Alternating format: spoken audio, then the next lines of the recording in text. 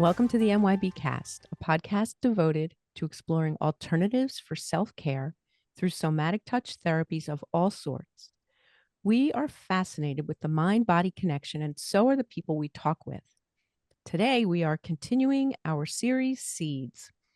Seeds is a podcast about a set of somatic touch principles that we call somatic mindfulness. When we integrate these principles in our work, what are we experiencing? What happens for different therapists who embody these principles, and what changes in their practices and in their lives? In Seeds, we talk with members of our growing somatic mindfulness community. How are they adapting attuned touch to their work, and how are their clients responding? Seeds is for anyone interested in somatic mindfulness and what it can do for them. What's so beautiful about somatic mindfulness is that it recognizes the student in all of us, exploring, studying, and developing this work that we love.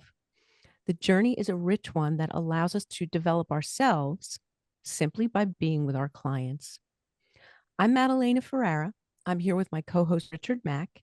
We're both masters of somatic movement therapy and education, as well as teachers of somatic mindfulness. We're co-founders of MYB, a successful somatic therapy clinic in Cedar Grove, New Jersey. Today, we are excited to continue our conversation with our guest, Allie Turner, and learn more about what somatic mindfulness means to her, how it's impacting her work and her life. Welcome back, Allie. This is episode 2. And in episode 2, we want to talk a little bit about your actual work with the clients, the things that you've experienced with the clients, how things have changed for you in the process. So, with that, welcome back, Allie. Thank you so much for having me.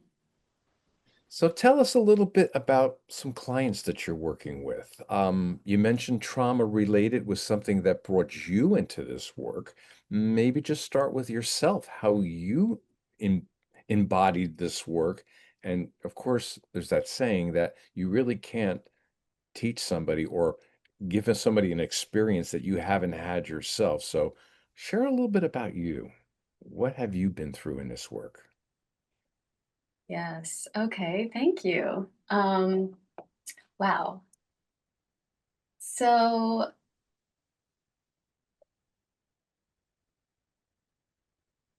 the thing that stands out to me most is being in the question. That has helped me a lot throughout my own healing journey, is asking the question, what could be lighter, or what could be just that, what could be? And not reaching for an answer, just allowing that divine energy that is all around and within us to take care of the rest. For our viewers who are not so familiar with the principles, we say staying in the question is kind of a shortcut for us to remember that it's not critical that we have an answer, that we get an answer, but it's just that act of being in the receptive space where the question keeps us in that, what do we call that, Allie? That internal inquiry, right? Yeah, That's kind of connected to presencing. definitely. Yeah, that's been very helpful for me. And receiving body work really like has helped a lot in my own healing journey, as far as like trauma goes. It's it's profound, and we know this from The Body Keeps the Score. Bessel van der Kolk talks about how important somatic practices are in healing. And yeah, so that's a little bit about what's helped me along the way. Definitely yoga has been a huge one as well in my life, and meditation and Reiki on myself, all of those. Hmm. It's important, I think, that as body workers that and healing practitioners that we take very, very good care of ourselves, and almost too much. Like, do what feels like probably too much because we're so giving naturally that like receiving maybe could feel a little bit less tuned. So Hmm. yeah, that's something that I found is it's important for me to be more diligent about caring for myself with these Hmm. practices. Would you say that you were you always knowing that, or would you say that? And I don't know, was somatic mindfulness the first um, entry for you into the, I guess you called it trauma informed practice, or had you done some other work before that? Yeah, so I actually took a couple, at least. I was really wanting to get into it because of healing my own stuff. I wanted to be able to position myself so that I could be empowered to help others in the work that I'm doing as well. And so I had a couple different courses and then a few online as well. And then found Fernando, and it's very much a trauma informed class as well. So it was Yeah, just very in the path. yeah, right. So did other some other people that we've spoken with talked about the really nice marriage of somatic mindfulness with the Reiki practice for them. Did you feel that? Did you find that? Yes, definitely. It's an interesting one for me.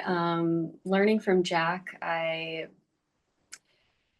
he expresses it as like Reiki, at least how I've heard it, is that Reiki is presence, really. Like it's a, you're being present, so present in love. And that's always kind of what it's been for me too when I've been practicing Reiki before learning from Jack. It's been embodying and calling in this unconditional love. So, yes, it's very much similar, if not very much the same. And I like that because though I do love Reiki and I love like the whole setup of all the courses and everything, I like this concept of like Reiki is presence because that means like anyone can do this. Anyone can give healing energy and be healing energy. You don't need to go get a Reiki certification to be able to do that. Hmm. You're sort of alluding to the impact that this work, this kind of work, this journey that you've been taking has had is having in your personal life, but can you share like what things have happened? What changed for you? Oh, so much has changed since Fernando's class. Wow, I really want to hear about that. Yeah, so much. Like I really found my way as a therapist after that. I feel like before I found the class, I was, like I said, burned out and um, was kind of trying to fit myself into a box of like what I thought a, a massage therapist should be. And that's why I kind of have leaned towards body worker now because not all that I'm doing is massage. So it feels like a more inclusive word. So that's like a major one right there is what I'm referring to myself as, or like how I'm working. Um, and yeah, like I started feeling more confident in doing what feels good for me as a therapist, as a person. You know, if someone is asking for really deep pressure, deep tissue, and I don't feel comfortable doing such deep pressure, that was really the start of me like, okay, like this is where I get to feel good. I get to be unique in my offering, my unique offering as a body worker. And just really step into that knowing of every person here is unique and has a very unique, specific, beautiful gift to give in their beingness. And so, what am I here to bring and give? So, yeah, I feel like I could go on and on with this question, but started my business as well. Oh. Years after that, you know, kind of going in deeper into what am I here to give rather than joining someone else's vision, making my own path. Yeah, it's That been, happened after you started working with Fernando? yes, Yeah. yes. My business is a year and a half old, just a little That's awesome. baby. That's awesome. Yeah. And tell us a little bit about your business. What type of clients are you attracting? Oh, so exciting. I have the most amazing clients, the coolest, most amazing, beautiful, kind-hearted clients. I am so blessed, so blessed. What kind of clients am I attracting? So some some client, I have all kinds. They do all kinds of work, and it's very beautiful. Some athletes, some um, like a barber, a um, lawyer, a um, just all over the place with like what they do, and the things they come to me for. Um, and also, one of the things that one of the things that I've been through in the past, before I started my bodywork journey, is I went through an autoimmune situation that was really painful in my body. And I was very young, I was 23. This was almost 10 years ago. And it was just characterized by a lot of pain in my joints and digestive issues. And I got all the tests, and the doctors couldn't tell me what was wrong. Right. So that's where my body was calling me back in to be present. And that's where the healing journey really started. And then I found my way into body work, and here I am. Um, so I do attract a lot of people who are working through autoimmune issues as well and chronic pain. Wow. Isn't that amazing how you attract the people that you can really help? Something about that broader sense about how everything really works. Yeah, and I love the story that you're sharing about it coming through you and you personally experiencing this work for yourself. And when you experience it yourself, you know what you're doing and you have a sense of confidence, and that confidence comes across to the person that's on the treatment table. That's really beautiful. That's beautiful. So, Allie, the podcast is called Seeds, but the kind of the true official name is Seeds of Somatic Mindfulness, right? So,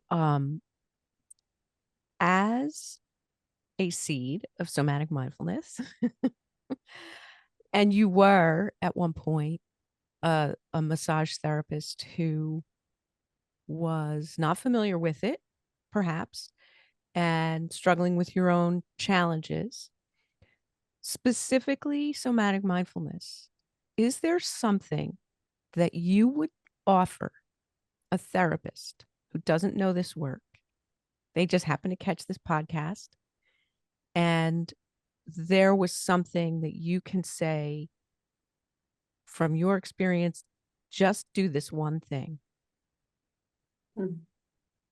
or think about this one thing, or somehow, some way that you can offer them from your wisdom that would help them. Oh, thank you for this question.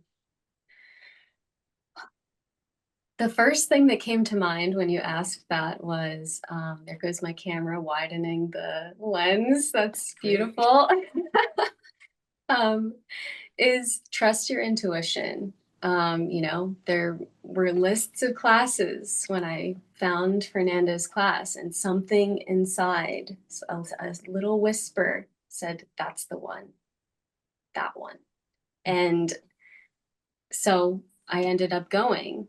So trust yourself and trust that little stable voice inside that feels like a yes, an expansion. That's the first thing. And the second thing I think is, as Fernando describes in class, like when he talks about adding this to what you're already doing, like I would say, just pause and wait. Like if you're about to go in with your elbow up the erectors, right? Just see what happens when you just sink in and just wait. And even talk with them if they're like, what are you doing? Why are you pausing? Which they probably are like, oh, that feels great. But can you feel the pressure that I'm offering? Like, just don't be afraid to talk during your sessions with the person, because sensation is always now, and that nowness is where healing happens. So the more that we can be in that space together with speaking about sensation, and you're feeling your body as the therapist, and you're making the postural changes to make sure you're feeling good in your body, and checking in with them, how are you feeling in your body? What do you feel right here? If you could describe it, what would you say? And just having that curiosity and yeah, this is a long-winded answer, but yeah. Oh, go for it. I feel like just taking the pressure off of needing to be the fixer, you know. It's beautiful that you have that we have that as body workers. We want to help and heal and fix, and people walk out feeling amazing and restored, and but just rest in the knowing that you tuning into the present moment through sensation, and them doing that as well on the table, is helping them and healing them beyond any technique that you could do. Amen. Thank you. Yeah, that was a great question. I love that one. Well, maybe Wow. that's a good place for us to leave it.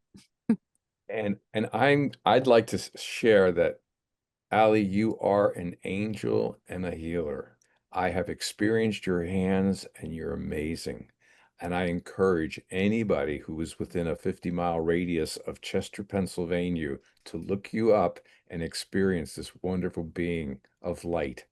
And your connection to your body and your connection to the flow of energy that comes through that. It's so beautiful. And thank you for joining us. We look forward to having you back again soon. Thank you so much. It's an honor. It was an honor to be with you both. Thank you.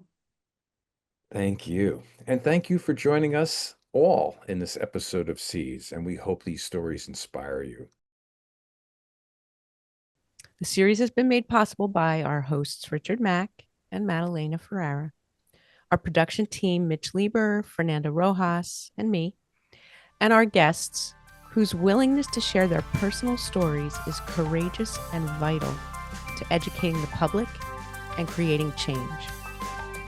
You're all leaders with heart. Thanks to our sponsors, Mind Your Body and Somatic Mindfulness. Find them both on the web at myb.llc and somaticmindfulness.co. Find any of our guests on the Somatic Mindfulness website. Please remember to like, share, subscribe, and join us again for more interesting, compelling, and heartfelt stories.